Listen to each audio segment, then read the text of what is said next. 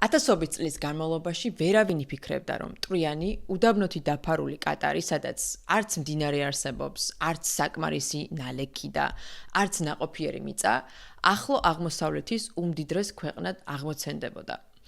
ისტორიულად, კატარი სხვადასხვა იმპერიის გავლენის ქვეშ იყო. მე-18 საუკუნის შუა პერიოდიდან მე-19 საუკუნის შუა პერიოდამდე კატარი ნაწილობრივ ბაჰრეინის კონტროლის ქვეშ იმყოფებოდა.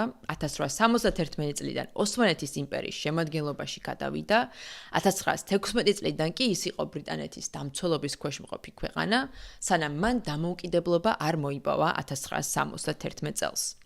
კატარის მიწა საუკუნეების მანძილზე იყო იზოლირებული, ღარიბი, ჩამორჩენილი.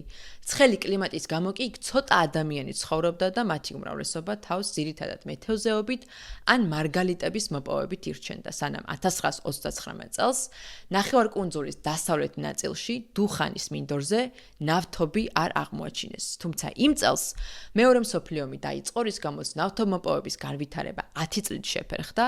1950-იან წლებში კომპანია Shell უკვე მცირე რაოდენობით ნავთობს მოიპოვებდა კატარის დუხანის საბადოდან, თუმცა ეს არაფერი იყო საუდის არაბეთის და ქუვეითის მარაგებთან შედარებით.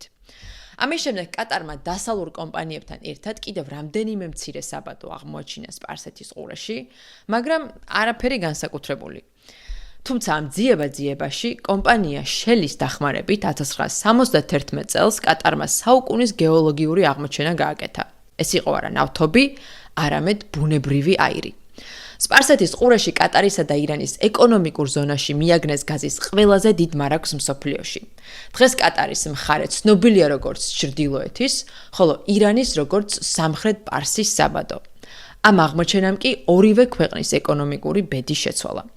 თუ ირანისა და კატარის საბადოებს გავაცალკევებთ, მაშინ კატარი მესამე ადგილზე აღმოჩნდება გაზის მარაგებით მსოფლიოში, რუსეთისა და ირანის შემდეგ. ეს პატარა ქვეყანა კი ისეთი დიდი ქვეყნების მარაგებზე ორჯერ მეცფლობს, როგორიცაა შეერთებული შტატები და საუდის არაბეთი.